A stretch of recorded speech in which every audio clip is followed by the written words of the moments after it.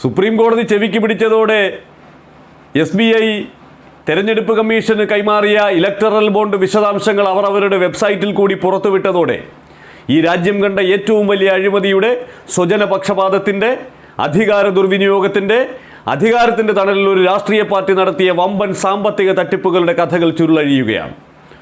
ചൂതാട്ട കമ്പനികൾക്കും വാക്സിൻ കമ്പനിക്കും നിർമ്മാണ കമ്പനികൾക്കും ഒക്കെ സംഭാവനകൾ വാങ്ങി വഴിവിട്ട സഹായം ചെയ്തു കൊടുത്തു എന്നുള്ളതിൻ്റെ തെളിവുകൾ പുറത്തു വരികയാണ്. ഒന്നൊന്നായി നമുക്കത് പരിശോധിക്കാം. പക്ഷേ ആ പട്ടികയിൽ ഞെട്ടിക്കുന്നത് പാകിസ്ഥാനിൽ നിന്നുള്ള ഒരു കമ്പനി ഇന്ത്യയിൽ ഇലക്ടറൽ ബോണ്ട് വാങ്ങിയിരിക്കുന്നു എന്നതാണ്.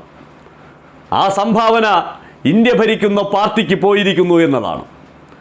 അങ്ങനെ ആ പാർട്ടിക്ക് ഒരു വിദേശത്തെ, ഇനി പാകിസ്ഥാനിലെ ആയാലും ഒരു വിദേശത്തെ കമ്പനി, അവിടുത്തെ നല്ല നിലയിൽ പ്രവർത്തിക്കുന്ന കമ്പനിയാണ് ഹബ് പവർ എന്ന് പറയുന്ന കമ്പനി, ഹബ്കോ എന്ന ചുരുക്കപ്പേരിൽ അറിയപ്പെടുന്ന അവിടുത്തെ വൈദ്യുത ഉൽപ്പാദന കമ്പനിയാണ്. നല്ല കാശുള്ള ടീമാണ്. അവർ ഇന്ത്യയിലെ ഭരിക്കുന്ന പാർട്ടിക്ക് സംഭാവന നൽകുന്നതിൽ അസ്വാഭാവികതയൊന്നുമില്ല. പക്ഷേ അത് സംഭവിച്ചത് 2019 ഇന്ത്യയുടെ 40 ധീര CRPF ജവാന്മാരുടെ ജീവൻ നഷ്ടമായ ആ ദാരുണ സംഭവത്തിന് പിന്നാലെയാണ് എന്നുള്ളതാണ്.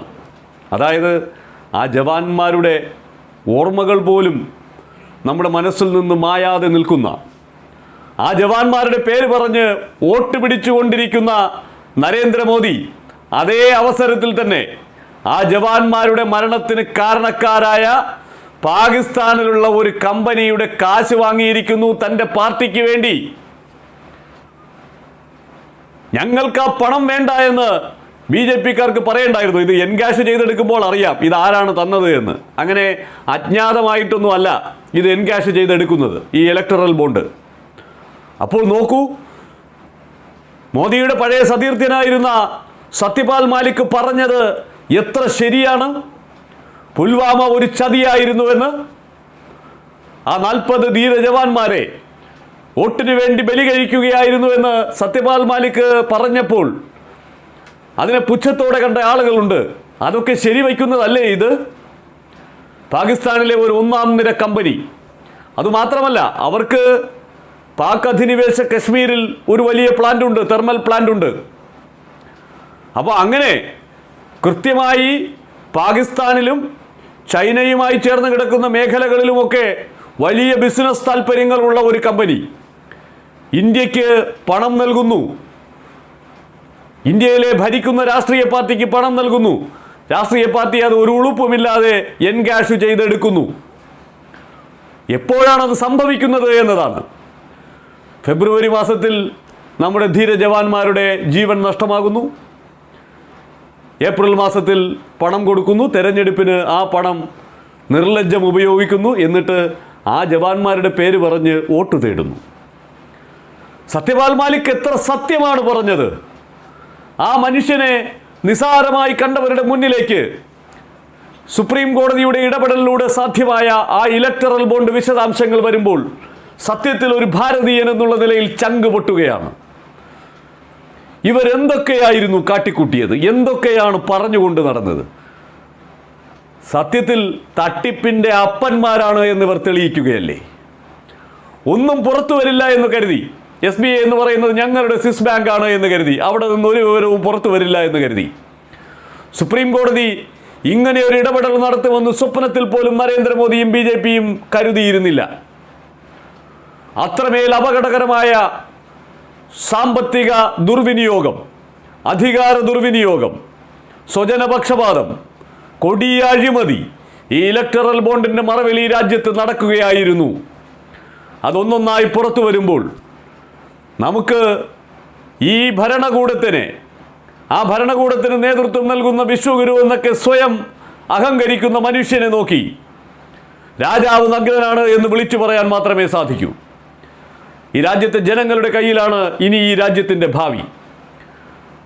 അഴിമതിക്കെതിരാണ് ഞാനെന്ന് നിരന്തരം പറഞ്ഞുകൊണ്ട് നടന്നിട്ട് കാര്യമില്ല. പാർട്ടി ആഫീസിലെ ഭണ്ഡാരപ്പെട്ടികളിൽ പണം ഇങ്ങനെ വാങ്ങി നിറച്ചു വെച്ച് ജനാധിപത്യത്തെ വിലക്കെടുക്കാൻ ശ്രമിക്കുന്നത് അപകടകരമായ പോക്കാണ് എന്ന് പലരും താക്കീത് നൽകിയിരുന്നതാണ്. ഇവർക്ക് എവിടെ നിന്ന് ഇത്ര പണമെന്നുള്ള ചോദ്യമുണ്ടായതാണ്. ശരിക്കും അദാനിയും അംബാനിയും ഒന്നും ഈ ഇലക്ട്രൽ ബോണ്ട് വാങ്ങിയിട്ടില്ല കേട്ടോ. അവരൊക്കെ വേറെ ഏർപ്പാടുകളാണല്ലോ. അവരൊക്കെ ഡയറക്റ്റ് ഓപ്പറേഷനാണ്. ബി ജെ പിയുടെ ആഫീസിൽ കൊണ്ടുപോയി പൈസ കൊടുക്കേണ്ട കാര്യമൊന്നുമില്ല. ബി ജെ പിയുടെ ആഫീസിൽ പൈസ കൊടുക്കേണ്ടത് ഇ ഡി ചെല്ലുമ്പോൾ, CBI ചെല്ലുമ്പോൾ, ഇൻകം ടാക്സ് ചെല്ലുമ്പോൾ ഓരോരോ കമ്പനികൾ ഇത്ര വെച്ച് കൊടുക്കുന്നു. അതിനൊക്കെ ഉദാഹരണങ്ങളുണ്ട്. ആ ഡാറ്റയിൽ നിന്ന് നമ്മൾ കണക്കുകൾ കൃത്യമായി ശേഖരിക്കുന്നുണ്ട്. ഒരു ആശുപത്രി പോലും, ആ ആശുപത്രിയിൽ, ഹൈദരാബാദിലെ ഒരു ആശുപത്രിയിൽ ഇവർ റെയ്ഡിന് ചെല്ലുന്നു, അതിന് പിന്നാലെ അവർ ഇലക്ട്രൽ ബോണ്ട് വാങ്ങുന്നു. ആ തീയതികൾ മാച്ച് ചെയ്ത് നോക്കിയാൽ നമുക്കത് ബോധ്യപ്പെടും. എന്തൊരവസ്ഥയാണ് എന്ന് ആലോചിച്ച് നോക്കൂ. എന്നിട്ട് ഒരു ലജ്ജയുമില്ലാതെ പാകിസ്ഥാനിൽ നിന്നുള്ള ഒരു കമ്പനിയുടെ പണം വാങ്ങിയിരിക്കുന്നു. അത് എൻകാഷ് ചെയ്യാൻ അവർക്ക് എങ്ങനെ തോന്നി? നമ്മുടെ 40 ധീര ജവാന്മാരുടെ ഓർമ്മകൾ നിലനിൽക്കുന്ന ആ മണ്ണിൽ അതുപയോഗിച്ച് വോട്ട് പിടിച്ച് ജയിച്ചവരല്ലേ. ആ ഏപ്രിൽ മാസത്തിൽ ആ പണം എൻകാഷ് ചെയ്തെടുക്കാൻ ഇവർക്ക് എങ്ങനെ തോന്നി? എന്തൊരു മനുഷ്യന്മാരാണിവർ. കാട്ടിക്കൂട്ടിയ അഴിമതിയും സ്വജനപക്ഷപാതവും അധികാര ദുർവിനിയോഗവും എല്ലാം അവിടെ നിൽക്കട്ടെ. ചക്കരക്കുടത്തിൽ ആരായാലും കൈയിട്ട് പോകും, കുഴപ്പമൊന്നുമില്ല. കൈയിട്ട് കഴിഞ്ഞാൽ പിന്നെ നക്കേണ്ടി വരും, ഒരു കുഴപ്പവുമില്ല. പക്ഷേ ഈ രാജ്യത്തെ കടന്നാക്രമിക്കാൻ ശ്രമിച്ചവരുടെ പിന്തുണയോടുകൂടി പ്രവർത്തിക്കുന്ന ഒരു സ്ഥാപനത്തിൻ്റെ, ഒരു കമ്പനിയുടെ പണം, അതും അത്രമേൽ നിർണായകമായ ഒരു ഘട്ടത്തിൽ ഒരിക്കലും അത് വാങ്ങാൻ പാടില്ല എന്നറിയാമായിരുന്നിട്ടും വാങ്ങിയെങ്കിൽ അതിനേക്കാൾ കൊടിയ പാപം ഈ രാജ്യത്തോട് നരേന്ദ്രമോദിജി നിങ്ങൾക്കിനി ചെയ്യാനില്ല. പ്രധാനമന്ത്രി കസേരയിൽ നരേന്ദ്രമോദിയുടെ ദിനങ്ങൾ എണ്ണിക്കഴിഞ്ഞു എന്ന് ഉറപ്പാക്കുന്ന മറ്റൊരു വലിയ വെളിപ്പെടുത്തൽ കൂടി രാജ്യം ചർച്ച ചെയ്തു തുടങ്ങുകയാണ്. ഡെമോക്രസിൻ്റെ വാൾ പോലെ തലയ്ക്ക് മുകളിൽ തൂങ്ങിക്കിടക്കുന്ന ആ ഇലക്ടറൽ ബോണ്ടിനെ കുറിച്ചുള്ള ചിന്തകളിൽ ഉറക്കം പോലും നഷ്ടപ്പെട്ടിരിക്കുന്ന നരേന്ദ്രമോദിയുടെ ചങ്കിടിപ്പ് കൂട്ടിക്കൊണ്ടാണ് പുതിയ വെളിപ്പെടുത്തലുകൾ വരുന്നത്.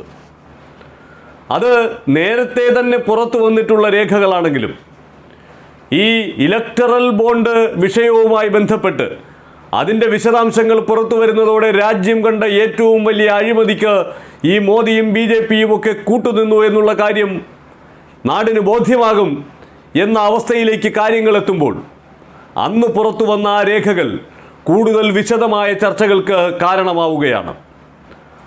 ഇലക്ടറൽ ബോണ്ടുകൾക്ക് മുമ്പ് ഈ രാഷ്ട്രീയ പാർട്ടികൾക്ക് സംഭാവന നൽകുന്നതിനായി ഇലക്ടറൽ ട്രസ്റ്റുകൾ ഉണ്ടായിരുന്നു.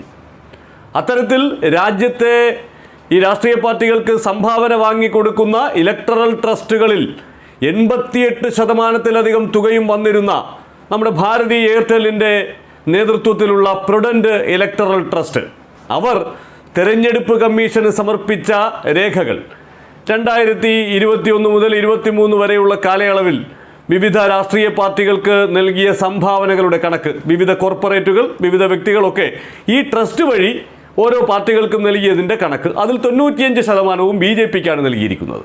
അത് നേരത്തെ തന്നെ അവർ തെരഞ്ഞെടുപ്പ് കമ്മീഷന് സമർപ്പിച്ചിട്ടുള്ള കണക്കാണ്. പക്ഷേ ഈ ഇലക്ടറൽ ബോണ്ട് തട്ടിപ്പ് രാജ്യം കണ്ട കൊടിയ അഴിമതിയായി മാറുമെന്നുള്ള ചർച്ചകൾ സജീവമായതോടെ ആ ഇലക്ടറൽ ട്രസ്റ്റുകൾ വഴി BJPക്ക് കിട്ടിയ പണത്തെക്കുറിച്ചും കൂടുതൽ വിശദമായി പഠിച്ചു. അപ്പോഴാണ് ബോധ്യപ്പെടുന്നത് ഇവിടെ പലതും നടന്നത് ഈ സംഭാവനകളുടെ പിൻബലത്തിലായിരുന്നുവെന്ന്.